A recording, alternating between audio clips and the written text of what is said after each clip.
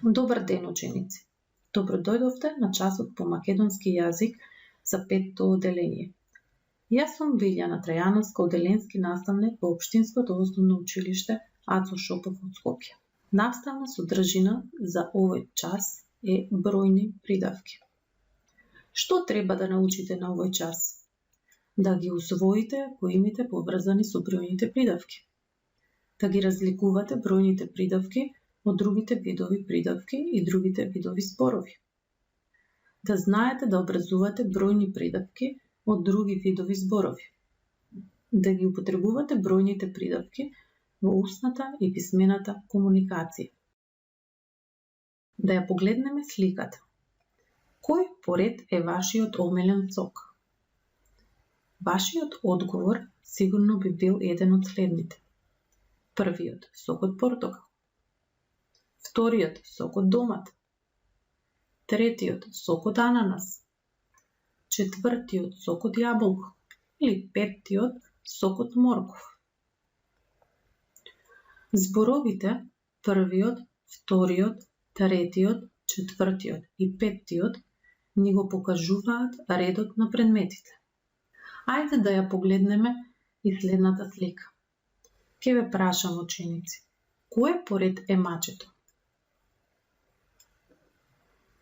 Мачето е второ во редот. Кој поред е пилето? Пилето е трето во редот. Кое животно е прво во редот? Кучето е прво во редот. Зборовите второ, трето, прво ни го кажуваат редот на суштествата. Од тука може да заклучиме дека придавките кои го означуваат редот на суштествата или предметите се викаат бројни придавки. Бројните придавки се образуваат од броеви. Пример, од бројот 2 се образуваат следните бројни придавки. За еднина машки род втора, за женски род втора, за среден род второ и за множина втори. Од бројот 3 се образуваат следните бројни придавки. За еднина машки род трета, за женски род трета, за среден род трето и за множина трети. Од бројот 10 се образуваат следните бројни придавки.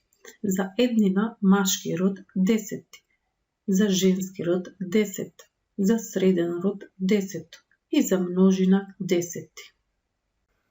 Ајде заедно во следните реченици да ги откриеме бројните придавки. Прва реченица. В година ќе бидам во 6-то одделение. Во оваа реченица зборот 600 ни представува бројна придавка. 10-тиот роден ден ќе го прославам дома. Во оваа реченица зборот 10-тиот ни представува бројна придавка.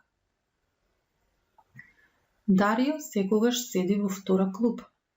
Во оваа реченица зборот втора ни представува бројна придавка. Мојата омилена книга се наоѓа на 8-та полица. Во оваа реченица зборот 8-та ни представува бројна придавка. Ана го освои 7-то место на надпреварот по математика. Во оваа реченица зборот 7-то ни представува бројна придавка. Активност за вас, ученици. Образувај бројни придавки од броевите 5, 8, 12, 35 и 70. Паузирајте го видеото и самостојно работете во вашите тетрадки. Ученици, ајде да провериме дали точно сте ја сработиле задачата. Од бројот 5 верувам дека сте ги запишале следните бројни придавки. Петти, петта или петто. Од бројот 8 сте ги запишале следните бројни придавки. Осми, осма или осма. Од бројот 12 сте ги запишале следните бројни придавки. 12, 12 или 12. Од бројот 35 сте ги запишале следните бројни придавки. 35-ти, 35-та или 35-то. И од бројот 70 верувам дека сте ги запишале следните бројни придавки. 70-ти, 70-та или 70-то. Активност 2. Пронајди ги бројните придавки во следниве реченици. Од сите принцези, четвртата беше најубава.